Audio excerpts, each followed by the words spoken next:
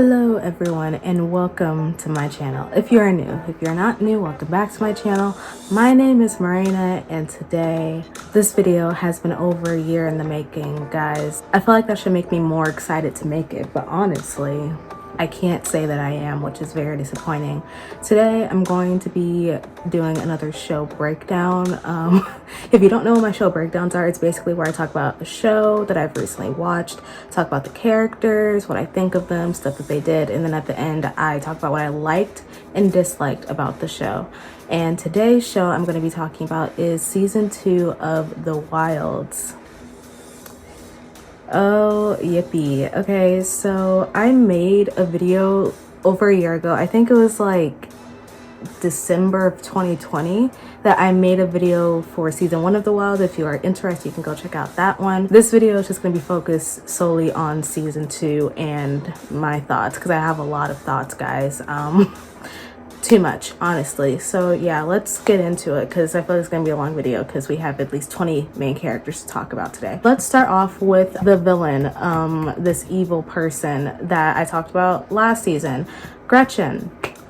You know, what's there to say about Gretchen that I haven't said already? She's still evil, conniving, vindictive. Like, what is there to really say? It's not like she's gonna get any character development. Like, how do you develop a character like Gretchen? She's just like down to the roots an evil human being, kind of a sociopath if you really want to like put it that way. Like, I'm not gonna diagnose someone, but since it's a fictional character, I think I have every right to, because Gretchen crazy. Made her son go on that island, Devin. Obviously not winning Mother of the Year anytime soon, but I could have guessed that considering she raised the same boy who killed Nora's boyfriend last season, if we remember that correctly. So I wasn't gonna get any Mother of the Year award anyway, but for her to date, like, she took her son out of jail just to like send him crashing on an abandoned island. Granted, he was only there for like what, no less than a day. I mean, I don't feel bad for him because like what he did last season, just terrible. But my goodness, like, that woman has no remorse, no sympathy, no empathy of any kind, although that's what she poses as. She poses as like this empathizer, this person who understands other people, and she's really not that at all. I'm looking at my notes and I just keep on saying that she's a sad, pathetic old white woman. That's literally, it's her whole description throughout the whole entire show, and I wish nothing but terrible things for her in the future, and I feel like I'm not going to get that anytime soon because of the way that this season ended. But we'll see. We will see. Her and her minions, the little sidekicks that she works with too in the show, evil people. I didn't put those guys in here, but just as evil, just as conniving, terrible men. Let's talk about some new characters. Let's get into the boys of this season. We're gonna talk about Scotty and Bo first. I was gonna separate them, but then I was like, what's the point? Because they basically have the same backstory and it's not that good. Scotty and Bo, besties, ride or dies, basically brothers. They're literally ride or dies for each other. Like, there's no other way to really put that. Especially Scotty. Scotty will defend Bo with his life, which I can honestly respect. Their backstory, however, I don't know what y'all want me to say about this. They bought t-shirts to resell, and the t-shirts ended up getting totally soaked in Bo's shed. But what am I supposed to make of this? I mean, obviously, like, they had to pay the money back that people gave them, you know, because they bought shirts. Like, people were already paying for the shirts that they bought, so boo-hoo, whatever. But yeah, I'm going to talk about each of these guys' backstories, and I feel like I'm going to have the same reaction because every single guy on this show, for some of them got backstory, some of them didn't. But the guys who did get backstories, I was like, what am I supposed to make of this? And I feel that way about Scotty and Bo. I feel like their backstory just wasn't as strong. I mean, we know a little bit more about Bo, I feel like, than we do about Scotty. Scotty, he went on this like whole entire monologue in that abandoned house, like, because that was his abandoned house, like back in the day when his parents had money and then they got kicked out of the house and now they're broke. And his whole thing is like, he wants to be a businessman and make money so he can live the life that he used to live when his parents or mom, whoever his guardian was, had money at the time. So that's why he's like kind of trying to like start some business or like scheme his way into getting money or something like that. But Bo, however, we were kind of in Bo's house the whole entire time we were in getting that flashback scene. So we saw how Bo has a very abusive family. His dad beats him. His dad is very germophobic, OCD. Don't get me wrong, like I felt for them, but I was like, how is this supposed to explain anything of what they're doing on the island, you know? Because that's what the flashbacks were supposed to do last season, and they delivered that perfectly. But for the flashbacks this season, I don't know. Also with Scotty, I have a lot of respect for him, because as soon as he saw Gretchen, he basically said, you're terrible at your job, you're not shit at this. Because like that was when she was pretending to be like an investigator or something, or a detective. Told her straight up like, hey, you're not good at this. And he literally looked to the guy who works with Gretchen. He was like, is this your partner? You should like fire her because she's not good at her job. When I tell you, that had me cackling. Like Gretchen's face, she's never been told an insult in her life, obviously, so you can pretty much tell that she wasn't expecting that, and her face read it all. Scotty has my whole respect. That's Scotty and Bo. Nothing much to really say about them. They didn't really do much. The next character, Henry. Honestly, what's there to really say about Henry either? I enjoyed his character.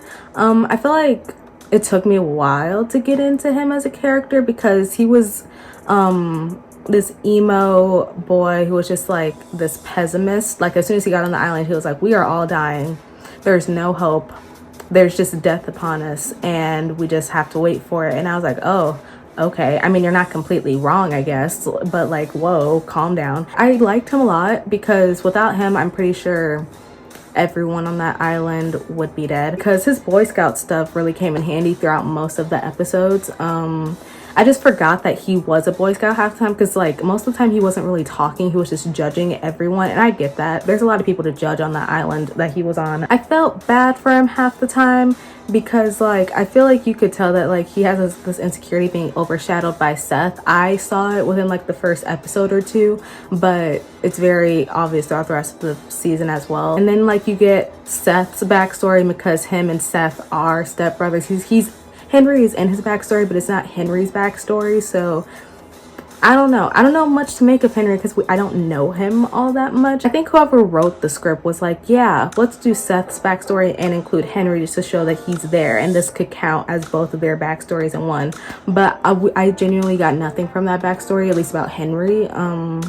Nothing much to really say about him. He felt bad that Seth got kicked out of the group, which I get for him specifically, because they're stepbrothers and he kind of grew up with Seth. So that makes sense to me as to why he felt a little bit of guilt and sympathy. For everyone else, on the other hand, I'll get to everyone else in a second, but yeah, Henry feeling guilty about it, sure, I can understand that. Him even being able to kick Seth out to begin with, because as soon as people started pointing fingers and saying, yeah, Seth did that to Josh, he was like, yeah, I'm on Josh's side. So yeah, Henry, I like him, but there's not much to say. Let's get into Josh. I feel so bad for this boy, and I don't really know how else to describe my feelings towards him other than just like a whole lot of sympathy and pity, because as soon as he got on that island, he was already being bullied by Kieran. Kieran being an asshole that he is, like, why are you crying? As if y'all didn't literally just fall out of a plane into the ocean and got stranded on an island. Like, what do you mean, why is he crying? Like, Kieran, nuisance. But yeah, Josh, he was already getting picked on as soon as he got on that island. And then for Seth to do what he did, which is sexually assault him, terrible, just terrible. I feel so bad for Josh. Did he end up doing a lot of things towards the end of the season that I didn't agree with? Yes. Like, there was no reason for him to pick on Bo. I don't know why he decided to do that. Kieran definitely didn't tell him to do that. He did that on his own free will. But then I remember that, like, he's trying to prove his manhood, like his manliness or whatever, because of all the shit that he went through, not only on the island, but also in his real life. But him doing that made absolutely no sense to me. Just a testosterone-filled island. I swear, every time a fight broke out, I was just like, oh my God, this is not good for my mental health. Every time that they cut to the girls, I was like, I took a deep breath, like a sigh came out, because the boys' island was a lot. Yeah, Josh just wanted to be accepted, and no one was accepting him, but I kind of get it, because he was kind of playing like the white woke person role in the group. Now it's just like, let's not do this, please. Like every time he said something to Roth, it kind of felt like a microaggression. That wasn't what he tried to do, but like I kept on cringing on behalf of Roth. Some of the stuff that he said I didn't agree with, and some of the stuff he said to Ivan, like there was just like a lot of stuff, but I knew he didn't mean it in a mean way. But still, when a white man says some stuff that he's obviously like ignorant of, like about, he shouldn't say it. That's how I feel about what Josh said most of the time. We honestly don't know much about him either. We don't know his backstory other than the fact that he was bullied, but it was a lot of telling and not showing this season. So I don't have anything to really back it up other than that.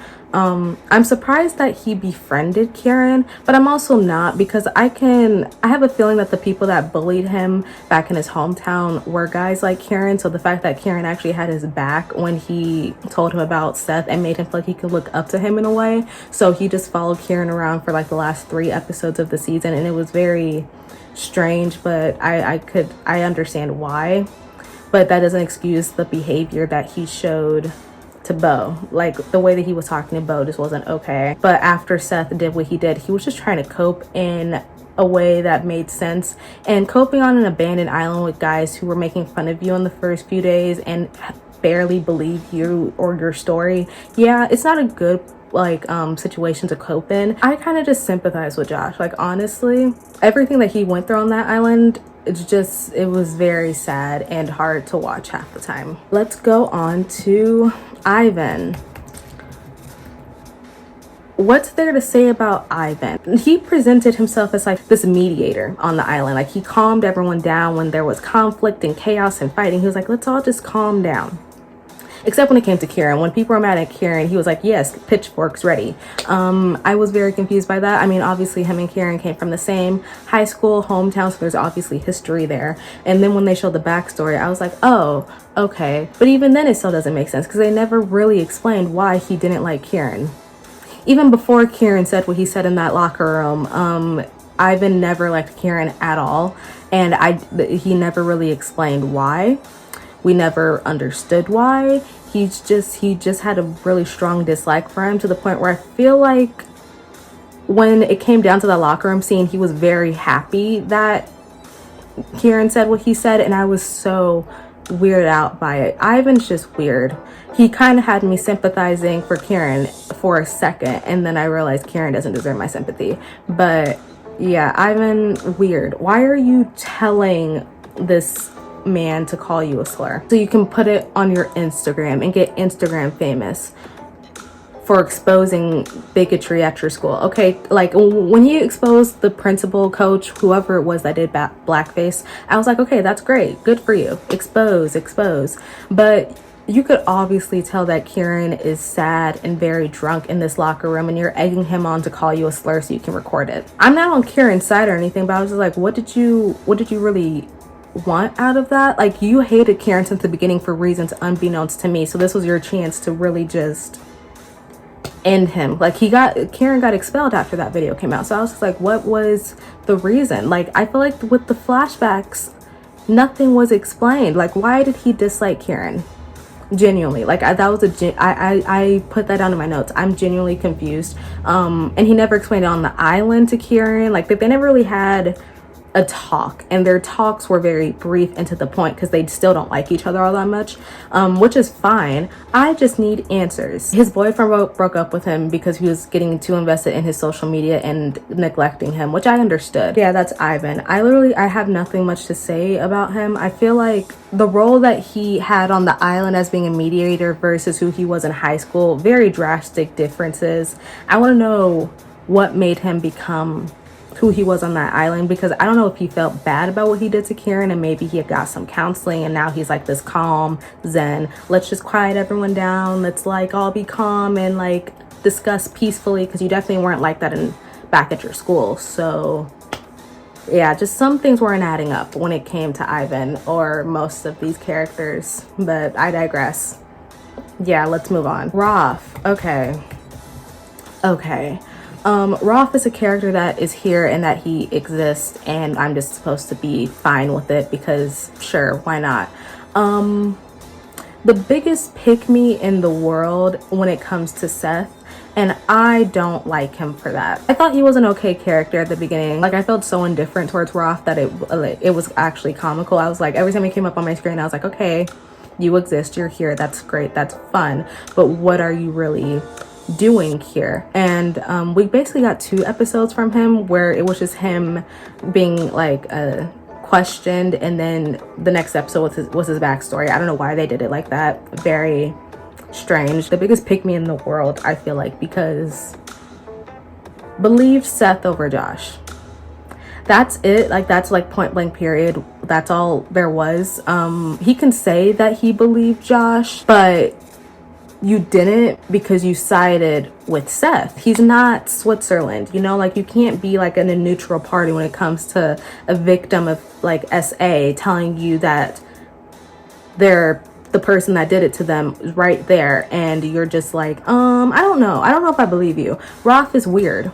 Roth is very weird, and he got attached to Seth. At this point, they were only on that island for, I think, like a week. He got so attached within a week to Seth that he was just willing to lose all of his morals for him.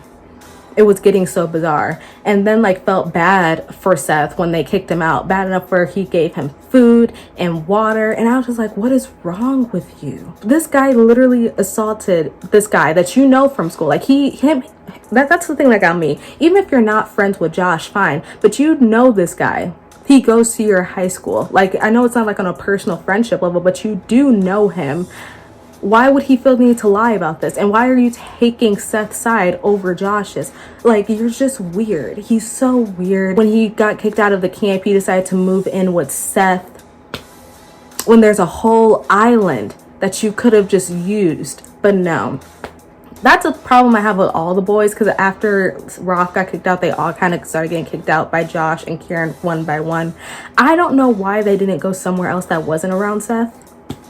There's a whole island, and y'all chose that one dugout Seth was at for what? Roth, just a strange person. Feels like he needs to depend on people instead of just like figuring himself out, which is what he did with his girlfriend. So makes sense that he did it to Seth. But once you found out that Seth was literally psychotic, you should have had morals kind of pull you in. Like, morals should have been like talking in your head saying like, hey, maybe you shouldn't side with the assaulter.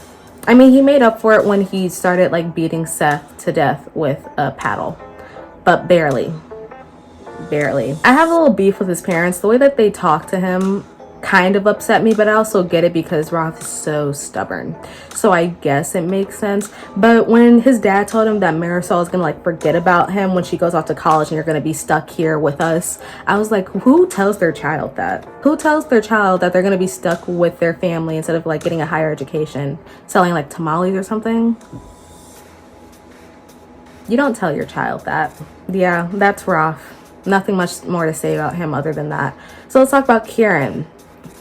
I don't like Kieran, but I tolerate him the most, I think, out of everyone besides Scotty and Bo. Kind of took leadership right away, and not like a Dot way, because Dot was literally running that island, making sure the girls were okay and everything. Not in a Dot kind of way. He was just kind of like taking leadership as in like telling people what to do and being the first one to like get over the fact that they're stranded and actually wanting to do something about it, which I could respect to a certain extent, but it doesn't like change the fact that he's kind of an ass. Everyone was just like too traumatized from the experience to do anything. Meanwhile, Kieran is like, why are y'all crying? Get up and let's walk around. Let's see if any rich people live here. You know, like, let's see if salvation is here on this island, which is a smart move. Like, I feel like he was the one to quickly make sure that everyone was like aware of the situation. Like, guys, let's move, let's get up, let's do stuff. Great. But yeah, he's an ass, so I don't root for him. Walked in front of Roth naked and then teased Roth for looking at him when you literally are walking in front of him with it swinging out everywhere. Like, I don't know what you like. Roth is literally sitting here minding his own business, and then you come out of the ocean like butt ass naked. Like, I don't know what you wanted Roth to do in that situation. Then he went on to tease him. But then he said, oh, I don't care if you're gay or not. Like, it's fine if you are. I'm just saying, like, I deserve privacy. As if you're not the one walking up to Roth directly in his face, butt naked. Like, what do you mean? You know, it's just weird stuff. Like, Kieran is weird. He's so weird. And he also implied that Scotty was from the hood, which I didn't appreciate. That's a microaggression. As for him believing Josh right away, good job for being a decent human being. I think that's what you guys want me to say. You want me to applaud this boy for being a decent human being. Any person with morals should believe the victim anyway. So good job for him for being a good person. And doing like the bare minimum a person should be able to do. But yeah, I'm not the biggest fan of Kieran. I think he's okay. For out of like all of the guys that were on this island, he definitely wasn't the worst. Not gonna lie, when he almost killed Seth, I was cheering. Like when he had him in a chokehold, I don't know why everyone was telling him to stop. As far as I'm concerned, yeah, why not? I mean, I know that Roth's whole thing was like, why we shouldn't be killers. Like, that's not our role on this island. Like, none of us signed up to be killers when we signed up for this retreat. So why are we killing people? But with Seth, it's completely valid. So everyone was booing Kieran, like, oh, don't kill him. But I was just like, why not? That might make me a terrible person. But I don't know. I would have been okay with it. We got a little bit to like of Kieran backstory without getting actual flashbacks, because like I said, telling, not showing, blah blah blah. So his dad abandoned him to start a family with someone new, and his mom didn't take care of him. So that coach that did blackface that Ivan exposed was the guy who raised him. So he was mad at Ivan for exposing the coach. So I don't know if he was trying to justify the blackface or if he was just like very drunk and sad over his only father figure getting fired. But it's not like him getting fired means that he's out of your life. Like, you can still visit him. I was very confused as to why that was an issue. Like, if you guys are so close, and you should be able to visit him anyway. But yeah, Kieran, I really don't know how to feel about him. It's kind of an enigma. I feel like he has a lot of layers, but yet they were barely shown in the show, and I feel like a good backstory, a good flashback would have helped. But sadly, not all of the boys got one, so we have no idea. We have no idea about this guy. So let's get to the final guy. Let's talk about Seth. So let's get it out of the way. Obviously, he was a Confederate. I figured that out by the first episode because hello, duh. That's only scratching the surface of what this guy is and his role on this island. Because if you ask me, his role on this island was to be a complete menace. Portrayed himself as this easygoing, likable guy. And I automatically didn't trust him. Like, I didn't like him from the first. I was like, there's something wrong with you. I had a feeling, because nice guys I don't trust. I don't trust nice guys. They're always hiding something. So as soon as he came on my screen, I was like, okay, you're on my hit list. I don't know what you're about to do. I don't know what you've done, but you're on my hit list. And it was rightly deserved. He wants people to like him because he has mommy issues. That's not my problem though. Told Kieran he stole his girlfriend's cat to get her to talk to him again. Red flag? Much red flag. I don't know why Kieran didn't say this earlier when Seth told him, because he exposed it near the end of the show. So I was like, why are we hiding this from people? That's a red flag. If Kieran called this out earlier, then Henry would have exposed him being a weirdo earlier. So we could have had Seth kicked out long ago anyway. We could have avoided the whole Josh incident. Like, we could have, like, red flags everywhere, people. Come on now. He choked Henry out underwater when Henry was talking shit about his mom. Another red flag. But duh, the fact that Henry didn't tell anyone about that was crazy. Like, there's so many interactions with Seth that many of the guys just didn't tell each other about. That I feel like if they just put two and two together, then they would have pieced like that he was a psychopath earlier on in the show. Granted, they kicked him out halfway in the show, but then they kept bringing him back in and then letting him out and then accepting food from him. I was like, maybe if we all just put two and two together and use our brain cells, gentlemen, we would have been able to figure this out earlier. Tried convincing everyone that Josh was lying because he's a terrible human being. Even tried to reach out to Gretchen and say, hey, like, Josh has been taking a weird dosage of his medicine and I'm kind of scared for him. Like, I'm worried about him. Evil person. because he knows that if Gretchen knew what he did to Josh, she would have easily pulled him off. Or maybe she wouldn't have, because I don't put it past Gretchen to leave a sexual assaulter on an island just to spice up the experiment. I wouldn't put it past her or her team of delinquents and evil, vile people. So I guess we'll never know, because he cut off the mics. So none of her team knows what happened that day. And I still think they don't. Like, no one confessed what happened on, I think it was day 15. Ooh, he's terrible. I watched this season all the way through once, and I skimmed through it the second time I went through it. Every scene he's in, like, I get so uncomfortable. He makes me so freaking uncomfortable. The actor that plays him, great job, because unsettling, very unsettling. Gaslit Henry, this guy who's arguably the only one who's kind of on your side, and it's only because you guys are family. You're gaslighting him for not believing you. This was when he was accepted back into the circle, mind you. So I don't know why he's bringing up this stuff, because Henry has all of your stuff. Like, he has all the receipts, all of it. Like, I don't think you want to be the one to piss him off, but yet Henry was the one to expose him in the end. So maybe it was for the greater good, because Seth doesn't know when to shut up. He feels the need to talk and talk and talk. Like, why are you taunting Josh into joining your little circle game or whatever, despite what you did to him? Josh wants nothing to do with you, yet you feel the need to be accepted by him, this guy that you literally sexually assaulted. I swear, like, when Kieran had him in a chokehold ready to just, like, basically snap his neck, I was like, okay, why don't we just do it? Like, I'm sorry, I hate Seth. And I'm actually not sorry for that. I am not apologizing. I feel like anyone with common sense would hate this man. When he asked to be extracted from the experiment, he knocked out the guy and stole the boat and said, oh my God, guys, look what I found. Because he wants to be this savior. He just wants to be a savior. This white man savior complex it's just like ingrained, and it shows so much, especially on this island full of just like white men. Like, it was crazy. It was insane. I'm gonna have to deal with him next season, because of course he's alive. Raph just couldn't beat him with the paddle hard enough. So now we have Seth to deal with next season. Oh, how lovely. And I guess he's basically working for Gretchen, because he's the eyes on the inside or whatever. Him and someone else that I'm going to be mentioning later. But yeah, that's Seth. Just terrible. Like, oh my goodness. Like, him and Gretchen, two sides of the same coin. We're finally getting to my main characters, my sisters. Let's start off with Martha. I love Martha. I do. I really do. This is my sister. She's just always there for Tony no matter what. Like, those girls, they have each other's backs, seriously. So she wasn't mad about Tony and Shelby, which I was happy about, because it would have been weird if she was. Like, I'm not gonna lie, like, it would have been kind of weird if she was. But she was happy for them. She just didn't like the fact that they were talking about her behind her back, and that's a valid reason to get upset.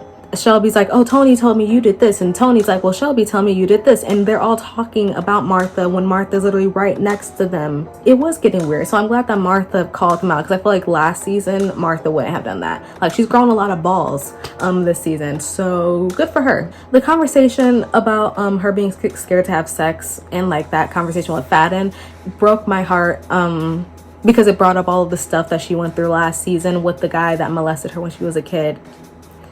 Terrible, just terrible. Kind of made me tear up a little bit. She was the hunter of the crew. She is officially the hunter of the crew. I didn't expect that plot twist. I mean, granted, she did beat a goat with a rock last season, so I guess her having the hunter role for this season makes sense, but she was setting up traps. Her aim with the little rock slingshot thing, perfect. Like, she was training for this until it broke her. The little breakdown she had when she saw the bunny and the baby bunnies, and her hitting herself with the rock, and then her being catatonic.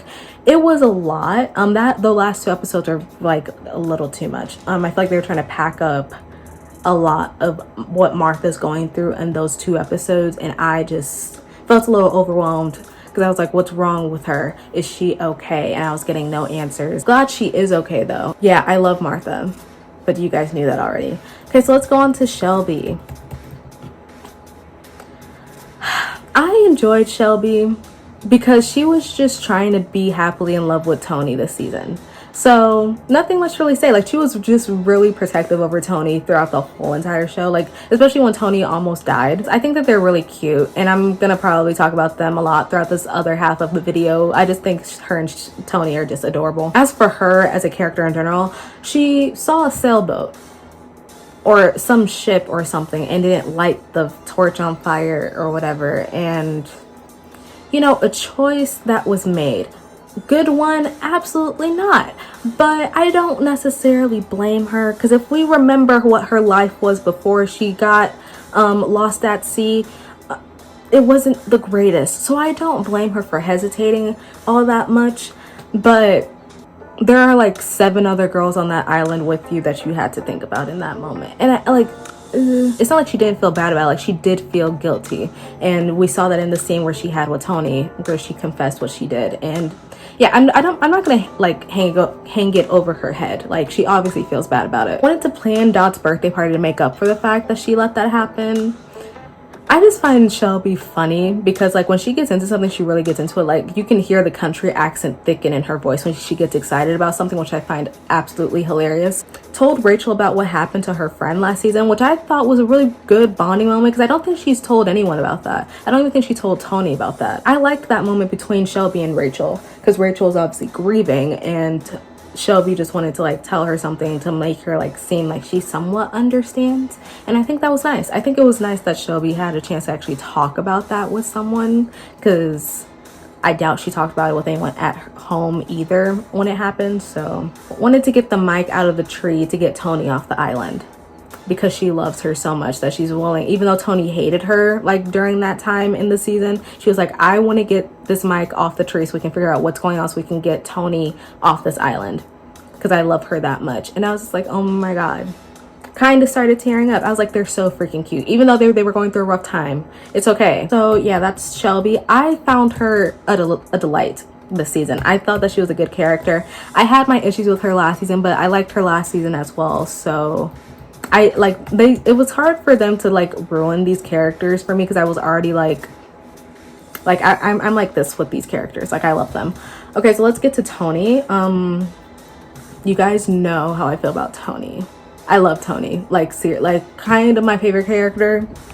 Nothing has changed since then. I think I love her even more, and I didn't think that was a possibility, but I do love Tony a lot more this season. We found out that she likes weddings. That was a plot twist. Tony likes weddings. Whoa. And they had this conversation over Nora Roberts' book. I was cackling. Fadden pulled the Nora Roberts book out of Martha's backpack or whatever. I was like, oh my god, that's actually hilarious. And that book was kind of like the center of like a plot point at one point for at least 2 episodes. I was like, this is actually kind of comical.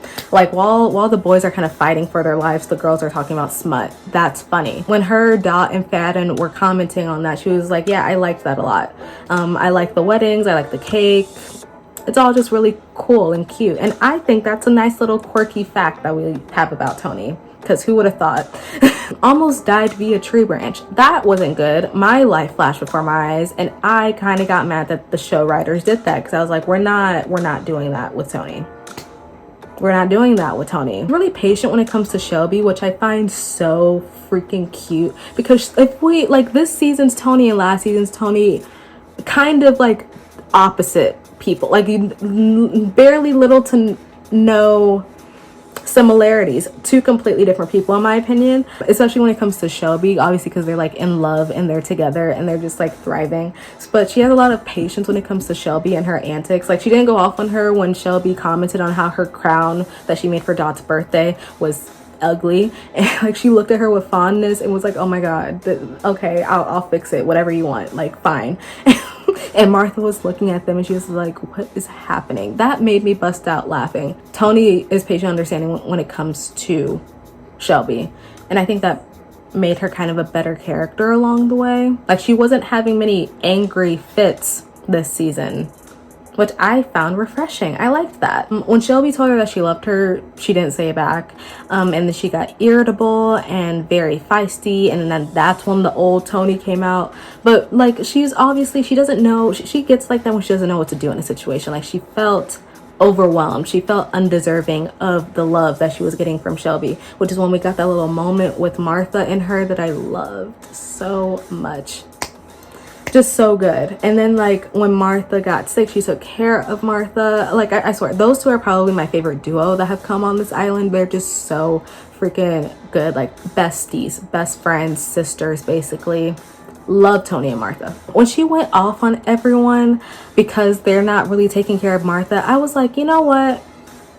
You're not completely wrong, except for when she yelled at Dot. I was like, Dot has been taking care of literally everyone on this island for the whole 50 days. Like, give her a little bit of a break. For like, she's allowed to be a little mad at the situation. Like, she's allowed to be a little frustrated. It's okay. It's okay. And not saying that Tony's not allowed to be frustrated, because obviously when her best friend is in trouble and needs help and is literally on her deathbed, no one wants to help. But I could see both Dot's side and Tony's side in that argument. Like, I'm not picking sides. But yeah, overall, I liked Tony in this season. I loved her. I'd like, she's my fave, officially. It's official.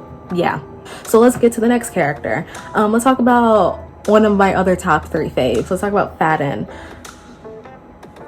I don't know what to say about Fadden. Let's just make something clear. Her threatening to kill Leah for the way she was talking to Rachel after Rachel literally just lost her sister, I'm okay with that. I thought that was very valid, because Leah, like, love Leah, but head empty in that situation. Why are you trying to talk to Rachel about how Nora was kind of like conniving and having secrets when she literally just lost Nora, her twin sister? Why are you kind of like berating her and trying to get answers out of her when she's grieving? Fadden was in the right to do that. Like, I would have done the same thing. Like, why are you talking like this to Rachel? However, I don't really like how Fadden was talking about Leah after Leah took all those pills. Like, the people, like, they were all on Leah watch because they were worried that Leah was going to do something else to herself, and Fadden was just like, oh, I don't care. Why should I care? She doesn't care about herself enough, so why should I care? And blah, blah, blah. And I was like, Fadden, please calm down. We're all, like, tensions are high. You just lost someone, Nora. I get it. Like, tensions are very high in the camp. But can we all just, like, stay together, please? Fadden, as a character, she was kind of becoming a co-leader alongside Dot. Like, she was, like, organizing things, making sure there was, like, a buddy system and people were having sign-out sheets. Like, she was very strict this season, but still the same Fadden. So I enjoyed her nonetheless. And then like she became obsessed with Nora's journal, and then tried to convince Leah to like team up with her in this mystery of finding out how Nora was behind everything. But then I don't like that, because Fadden was literally like, Leah, you have to calm down. Enough with the theorizing and everything. Like, you need to stop. And then as soon as Fadden gets the journal, she's like, wait, Leah, I changed my mind. Like, please, let's work together. And I'm just like, Fadden, no. You can't convince this girl that she's crazy and then be like, oh, never mind. Because Leah literally thinks that she's crazy throughout it, over like at least half of the season. She thinks that she's gone insane. And that's because people have been gaslighting her for 50 days. People, like, I don't think y'all understand. Leah has been trying to convince this whole entire camp what's been going on, and no one listened to her. So for the fact that Fadden's just one day like, hey, I believe you, after telling Leah that she will kill her if she talks to Rachel the way that she just did. Yeah, I didn't like that. The whole detective Fadden thing that played out throughout the season, I did enjoy. Like, 'cause she was cracking the codes in that notebook, one page after the other, and it was very entertaining.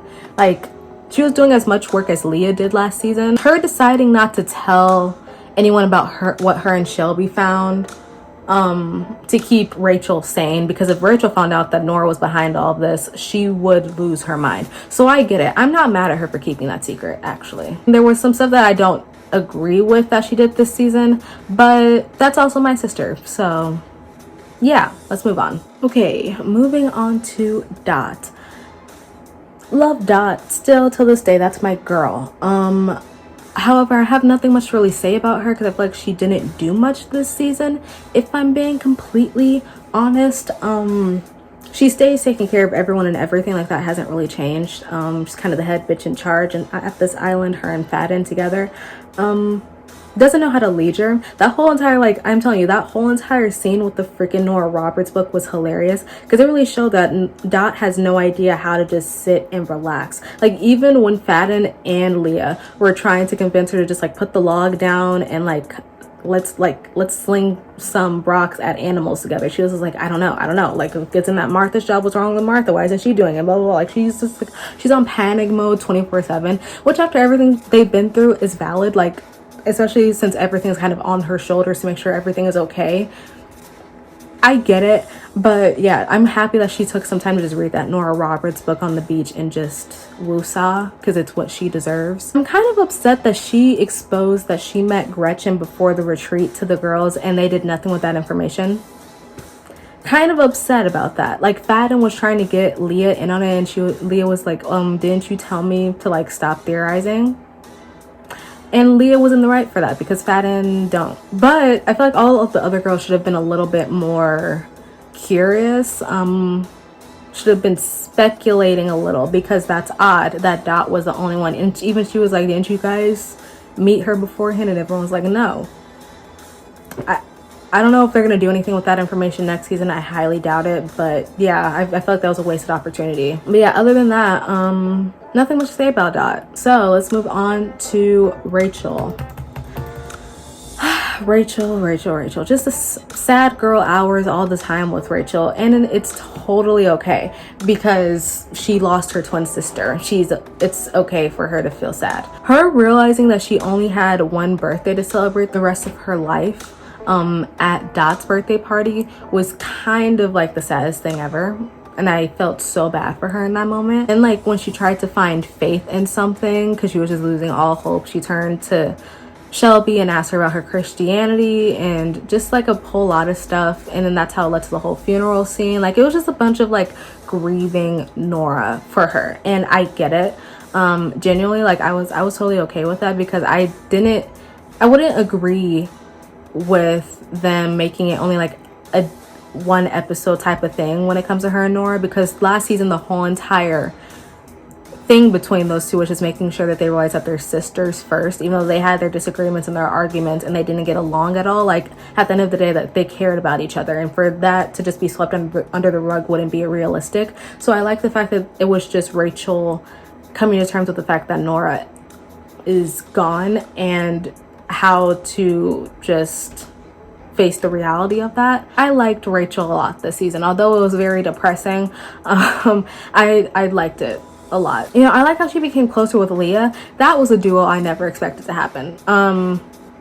Yeah, never, especially since like they kind of disliked each other most throughout the season. For them to like be kind of buddy throughout this whole entire season was great. I like their friendship a lot. Nothing that I would have expected to say, but I like them. Like, they bonded over people being like weird towards them. Like, people were pitying Rachel and they were pitying Leah, because Leah's the psychopath on the island and Rachel's the grieving twin. So everyone's kind of just like feeling bad for them, and Rachel's like, hey, I don't feel like being pitied. You want to go look for sticks or something? And then that formed this bond, this friendship between those two that I liked seeing throughout the show. When they made music out of bamboo and Leah was trying to like put on this show for everyone, and everyone's just like, what the fuck is happening? Also funny. Like, Leah's kind of a comedian. I don't think people give her enough credit. That girl's funny. That girl is actually hilarious. And then Rachel being like, ironically, the only one with hope when it comes to not Nora, when it comes to Martha being catatonic, and like her being the only person besides Tony who was like, let's just take her over to the hot spring. Let's walk her on like this bed or something and take her all the way to the hot spring. No one else wanted to do it, but she was just like, we have to have faith. Rachel, of all people, is talking about faith when she arguably lost the most on this island. Love Rachel to death. I really do. She's amazing. So let's talk about Leah. Y'all can gaslight all you want. All the gaslighting Leah has taken for 50 days straight on this island has come down to this moment in this season where everyone's just like, oh, maybe you're right. And she has the satisfaction of saying, I told you so. I'm surprised that she didn't, honestly. Like, she's better than me. I definitely would have told everyone on that island, I told you so. Every single person. I would have been the petty one for sure, because last season there's a whole lot of gaslighting, and then people were trying to convince her that she was actually insane for thinking this, just for them to kind of be grateful that she was still around, because in that bunker she was the one that got them out. When she negotiated with Gretchen to get her in contact with Jeff, and then like in return she'll get information out of Roth, I was like, you know what, that's smart. That's really smart, because she has the upper hand, at least when it comes to like most of the stuff going on, because she knows what's going on. Like, Gretchen isn't smart, she's not slick, and Leah knows this. Leah peeped it from day one on that island, so she was like, you know what, I can get information out of Roth. easily, but I'm gonna need you to give me what I want. And you know what? So much respect. So much respect. And then like she even tricked them into thinking that she still cares about Jeff, because no one's checking on Jeff. No one cares about that man. But she did need a phone, and she ended up getting one. My question is, I rewatched that episode multiple times. I'm very confused as to where she got the phone. I've come to the conclusion that it was the black detective guy. I think his name is Dean or something. That guy, did he give her the phone and put it in the toilet? I don't know. Someone confirm that for me, because I rewatched that episode twice and I still don't fully understand, but I think that's what they were getting at, because when Dean was fired at the end of the season, when Gretchen fired him, I was like, huh. So was it because he was the one that put the phone in the toilet? Maybe. Leah got the phone. She contacted her friend, the scrawny guy who had a crush on her last season. I don't remember his name, but she contacted him, told him everything. He went to Devin, Gretchen's like son, and said, hey, my friend Leah called me. She's at this retreat. The address says that it's here at your apartment. I need answers. Devin gives him the answers. They go to the police station, and it's all downhill from here for Gretchen. Like, I'm waiting on her downfall. I didn't get it at the end of the season, but it's coming for sure in due time. I'm expecting behind bars next season. That's not good enough, actually. Maybe leave her on a deserted island and see how she does, you know. Like, I need some type of punishment, because she can't keep getting away with this. It's getting to be a little bizarre after everything Leah has been put through. Yeah, no, I'm gonna need a severe punishment. She literally made this teenage girl go crazy. Like, Leah thought she was actually going insane. She was having hallucinations of Ben Folds, of all people, and his piano, and him lecturing her and everything. And it was just like the most bizarre thing ever. Like, Gretchen has done too much.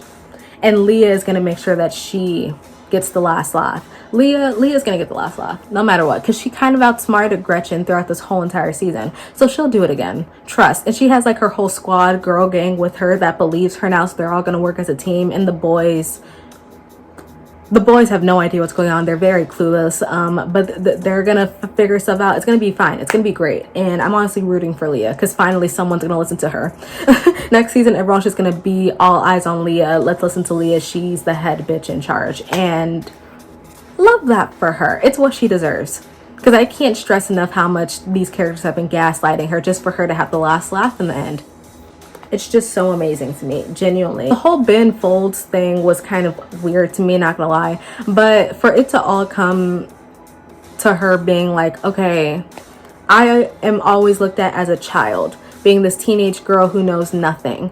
And she wanted to prove herself as not being that. And so from the beginning of, like, since day one, season 1 clips of her being in the bunker, she was outsmarting everyone because they always underestimated her. Yeah, that's Leah.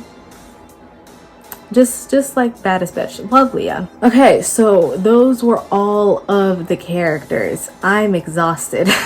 But I'm gonna talk about the stuff that I liked and disliked about the show, because there's stuff that we need to discuss here. I'm gonna start off with stuff that I disliked. Like I said multiple times throughout this video, some boys got backstories and some didn't. The people behind the show, whoever did have that idea, I have so many questions, because it makes no sense that Roth got 2 episodes and then you give Bo and Scotty their own episode, but yet neither of them have individual episodes. And then like Henry has an episode, but it's technically Seth's episode. Like, why am I questioning whose episode is whose? Last season, it was a clear-cut, straightforward, like, hey, even though, like, for example, even though Martha and Tony were best friends and they went to the same school, they each had their own solo episodes of what they both went through individually. That's what I expected. So why did you not do that with them?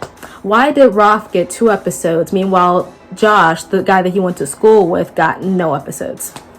Why did Ivan get an episode and Kieran didn't? Because obviously there's a lot to unpack with Kieran and his whole like family issues or whatever, but we didn't even get to that. And now it's just like a hang question mark over his head of what's the deal with Kieran. It's just weird. And it's going to be weird if they tackle it in the 3rd season, because I want the 3rd season to just be them focusing on getting out. Like, we should have covered all of the bases already with the flashbacks and like their whole life stories in season 2. I thought that was the point. But I think that kind of just like flew over their head this season. I don't know. It was just it was weird. The pacing of it was weird, and between what was happening with the girls and the boys this season, it felt like I was watching two totally different shows, which honestly makes sense because I don't know how they would have done that differently, because you get to see the girls' journey on the island for 2 seasons straight, while they had to cram up what happened to the boys on this island in 1 season that was 8 episodes, while the girls' season was 10 episodes. So I don't really know how else they would have been able to do it without it the pacing feeling weird. But still, it felt like I was watching 2 totally different shows. And then like every time they cut back to the bunker and stuff, I was like, this is weird, because it's like, you know how last season, you remember, like, every girl that had their own episode, it was their moment to get interrogated in the bunker. For this season, the boys, it was like, in one episode, 3 boys were being interrogated, but, like, there was no backstory for any of them. And they were all telling what happened in their own perspectives, but yet no backstory. And I was just like, this is getting strange. The whole Ben Folds thing, like I said, it was very weird. Like, I wish Leah came to that conclusion of discovering herself kind of on her own. But if she needed Ben Folds to do it, then fine. I just think him popping up and singing his songs with his piano and convincing her of all this stuff was just very bizarre. And it didn't need to happen that way. And then Nora. Nora is alive. I called that in the first episode, so who's really you shouldn't be surprised. My thing with Nora is they didn't bring her back. They brought her back for a second and then never again. They brought her back for like a 1-minute clip in I think the 5th episode, and then never again throughout the rest of the season. So I'm confused. Because is she in the bunker with them? Because she wasn't, I don't think she was. And then she wasn't on the plane with Gretchen either. So I'm kind of just like, what's going on? Because I don't think she went home. Because if she went home, then she would have to explain to her parents where Rachel is, because they went on that retreat together. So where's Nora? Why wasn't that explained? I feel like we needed 1 episode that's dedicated to what the fuck's going on with Nora. The fact that they only had 1 clip of her, and it was of her watching her sister grieve her death. Oh, like at that ocean. So freaking sad. But why aren't we getting more? I guess they're going to try to cram that into next season as well. But we should have been able to get the basics of what's going on with Nora. We don't know where she's at. We don't know what's going on with her. We just know that she's alive, but I feel like we all should have guessed that anyway. So yeah, those are the things that I disliked. Honestly, I feel like there could be a longer list, but I'm being generous, because when the first season is so good, it's always hard to just come back with another hit. So I was expecting it to be a little bit wonky, so I'm not gonna like fault them for everything I disliked. It might just be because like they added so many characters and most of them were boys. It was just like to me. But I'm not gonna hold it over their head. Let's talk about the stuff that I liked. Basically any scene with the girls I enjoyed. Shelby and Tony's relationship, highlight of the show, kind of why I stayed watching throughout the season. Not gonna lie, they kind of had me where they wanted me in terms of Shelby and Tony. I love them together, and yes, they will be eating back together next season. There is no if, ands, or buts about it. I know Tony was like, oh, I don't know if I can forgive you because of like, you know, you didn't like make the signal fire when the ship crashed, and if like the ship saw us, then Martha wouldn't be in the situation. Like, I get it, but they're getting back together. There's no if, ands, or buts. They are getting back together because it's canon. It's canon in my head. And no, that doesn't make it canon. It makes it canon because I know the truth. I know the truth. Don't worry about it, guys. My thing is, if they do get back together, that's going to be a little bit strange, because I think Shelby is the eyes on the inside that Gretchen was talking about. I didn't mention this before, but as soon as Gretchen said, yeah, I have eyes on the inside in that bunker, it cut to Shelby immediately. So that's going to be strange, but I want them together. Is that toxic of me? No. I don't think so. And in the moment between Martha and Tony, like I said, I love that season. I love Tony reassuring Martha that what happened between her and that doctor was not her fault, and that like she shouldn't be feeling guilty about like her feelings about her parents and stuff just because Tony doesn't have any. It was that kind of like, they really, every moment that Tony and Martha have, it just melts my heart. I love those two. Genuinely, I think that they are actual sisters, in every single way but blood. The way that they talk to each other is just Love it. I wish that they had more scenes together, honestly, but it's okay. It's okay. It's fine. We're gonna make up for it next season, hopefully. Dot's birthday party. That episode was so freaking cute. I think it was episode 4.